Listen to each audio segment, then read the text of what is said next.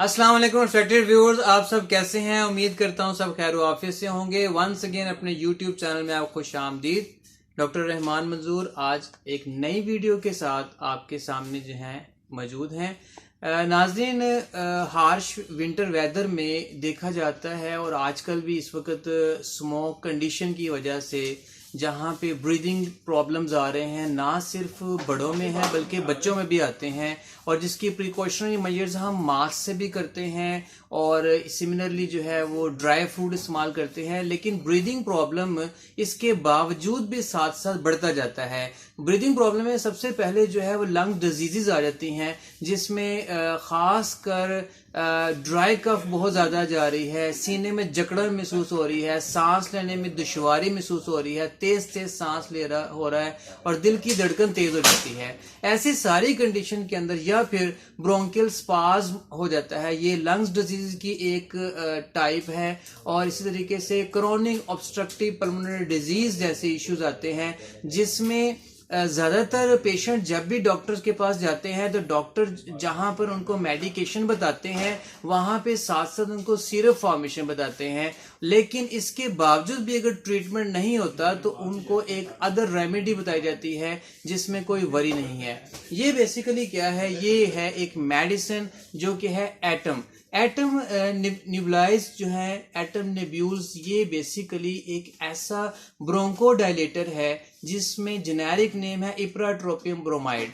कीजी pharma ये company इसको जो है मैन्युफैक्चर करती है। और इस को स्टार्ट करने से पहले मैं आपको ये बताना चाहूँगा कि एटम नेब्यूल के साथ खाली ये नहीं, इसके साथ हमें एक नॉर्मल सलाइन चाहिए और इसके अलावा इसके लिए साथ साथ हमें एक निबुलाइजर मशीन चाहिए जिसमें हमने मेडिसिन को ऐड ऑन करके निबुलाइजेशन का फिनोमेना परफॉर्म करना है। निबुलाइजेशन किट होती है जो कि परफॉर्म करनी होती है। अब मैंने आपको बताना था कि एटम नेब्यूल बेसिकली इप्राट्रोपियम ब्रोमाइड एक ब्रोंकोडायलेटर है जो कि ट्रीटमेंट ऑफ लंग्स डिजीज में हेल्प करता है। लंग्स डिजीज में कौन कौन सी डिजीज है, जिसमें सीने में जकड़न आ रही है और खुश खांसी है, बलगम वाली खांसी है जिसमें म्यूकस ज्यादा बनता है, और एक म्यूकस हमारे सलाइवा माउथ में है, एक ब्रोंकियल या हमारे नेजल या रेस्पिरेटरी ट्रैक्ट में है। तो रेस्पिरेटरी डिसऑर्डर्स में खास तौर पर क्रोनिक ऑब्स्ट्रक्टिव पल्मोनरी डिजीज के अंदर जिसमें पूरा लंग्स का जो ट्रैक है वो डिस्टर्ब हो जाता है, उसमें ये सबसे ज्यादा एफिकेशियस है।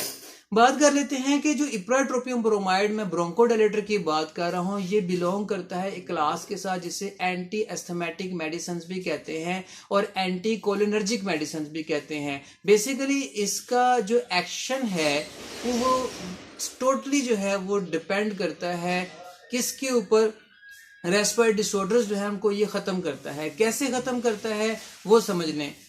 ब्रोंकोडायलेटर ये इप्राट्रोपियम ब्रोमाइड ये करता है कि ये कोलिनर्जिक रिसेप्टर जो होते हैं ये बेसिकली न्यूरोट्रांसमीटर के एक्शन को इनहिबिट कर देता है। जब ये न्यूरोट्रांसमीटर के एक्शन एसिटाइल कोलिन के एक्शन को खत्म करेगा तो अल्टीमेटली क्या होगा कि जो movement of if involuntary muscles हैं जो रेस्पिरेटरी ट्रैक्ट में होते हैं, ये उनकी मूवमेंट को भी इनहिबिट कर देगा, यानी फिनिश कर देगा, डिक्रीज कर देगा, जिसकी वजह से जितने भी प्रॉब्लम्स हैं जो रेस्पिरेटरी डिसऑर्डर्स में आते हैं, जिसमें फॉर एग्जांपल फ्रिंजाइटिस है, जिसमें रेस्पिरेटरी जो है ना वो डिस्ट्रेस होना शुरू हो गया है, सांस लेने में दुश्वारी आ रही है, इम्फाइसीमा है, एस्थमा है या ब्रोंकियल स्पैज्म है, वो सारे के सारे रिलीव हो जाते हैं। बात कर लेते हैं कि इसका बेनिफिट कहाँ कहाँ पे आता है। सबसे पहले इसका बेनिफिट नाजरीन ये आता है कि ये सारे रेस्पिरेटरी डिसऑर्डर्स में हेल्प करता है और ख़ास कर ये प्रिवेंट करता है एस्थमा को,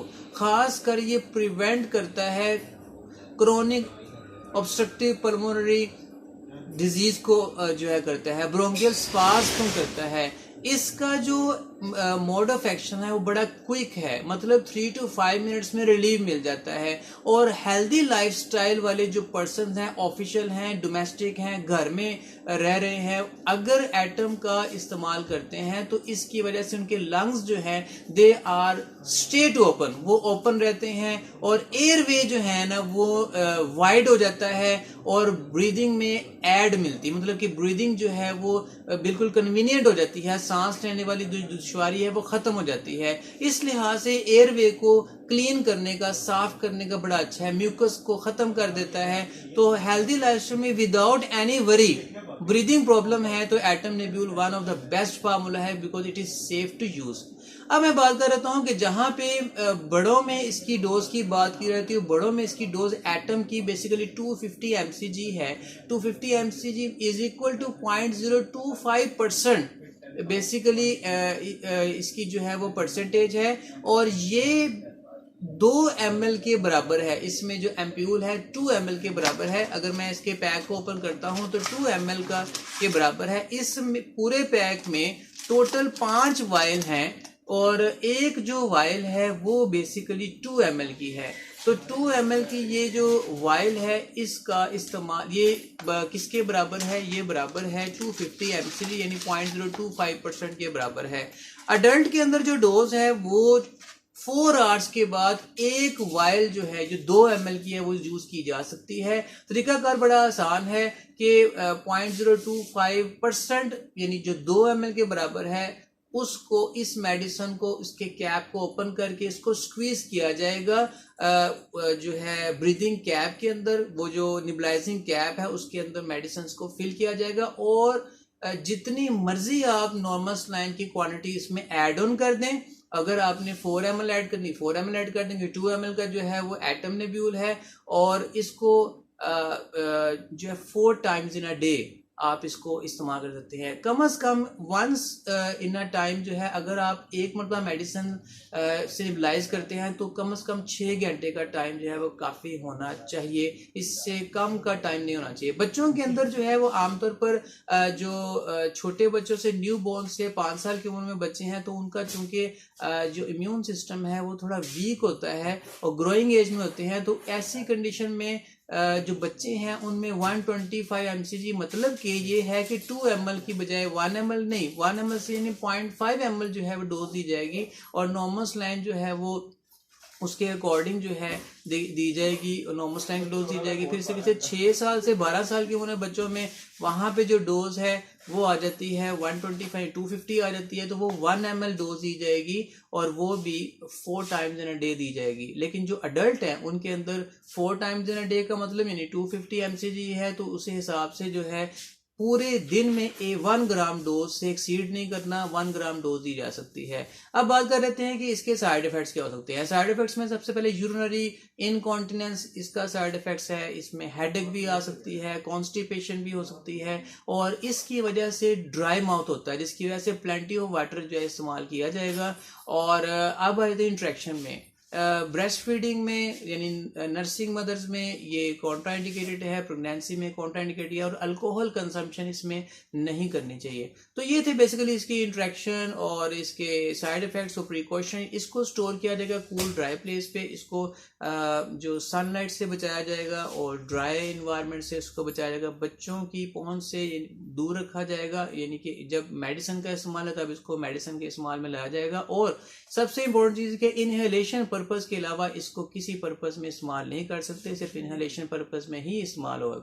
तो ये एक बड़ा मुफीद प्रोडक्ट था जो कि आज हमने खास तौर पे dry cough, respiratory disorder, lungs, all disease के अंदर जो है वो देखा, जो कि ये 2 ml की वायल है पेट्रोलियम ब्रोमाइड, जो कि एक बड़ा अच्छा ब्रोंकोडायलेटर है। सो नाजरीन, आज की वीडियो आपको पसंद आई है तो आगे शेयर करें, लाइक करें, व्यूज दें, और वीडियो को सारा आपने देखा है, अपनी फैमिली का ख्याल रखेगा। पाकिस्तान पाइंदाबाद।